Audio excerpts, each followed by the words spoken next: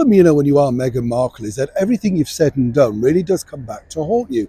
And this is a big issue for Meghan, because time and time again, we've seen the fact that she has a problem sticking with the very same narrative. I know I've mentioned this numerous times, but I often found it very strange that she continued with the secret wedding plot on Oprah Winfrey, even though everybody must have known around her that literally it was a lie. In fact, if you look at Prince Harry, he looks really uncomfortable and embarrassed, but really doesn't want to go head to head with his wife over, some might suggest, an outright lie, but a simple argument.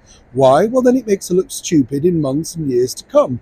But she stuck with that narrative. It's like another narrative that she decided to stick with, and even as recently as a docu-series on Netflix regarding, of course, that now spectacle of a royal wedding. Not a celebration, of course, that the rest of the world and indeed the United Kingdom and the Commonwealth so wholly really were heartened by.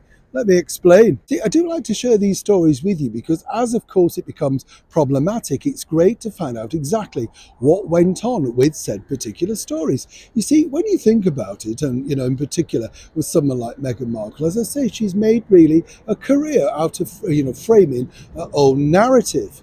But when you think about the royal wedding, it was one of those spectacular events that left a lot of people perplexed, and in particular her lack of family. It just didn't ring true, even on the day, to senior members of the British monarchy. How on earth could a woman who had, as they knew, a half-sister and half-brothers, and of course now sadly the illness of her father allegedly preventing him from attending? But what about family and friends? What about Doria's close friends? She must have had someone that, she could have invited or indeed to just sit with. Everybody truly felt really sorry for Doria because, of course, nobody really got to know her, as I told you previously. No one was allowed to get near. No one was allowed to have a conversation with Doria alone for obvious reasons, in case she slipped up and said the wrong thing. But what's more interesting is this.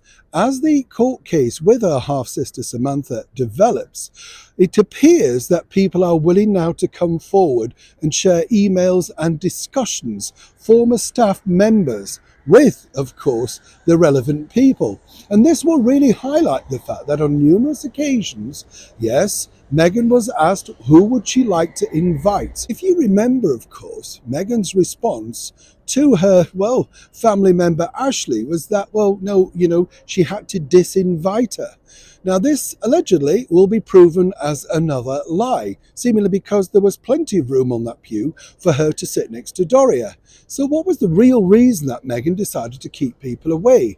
And this is one that even perplexed our late and wonderful monarch, Queen Elizabeth. She wanted some one-to-one time with Meghan to discuss exactly how it may look if she had no family members there.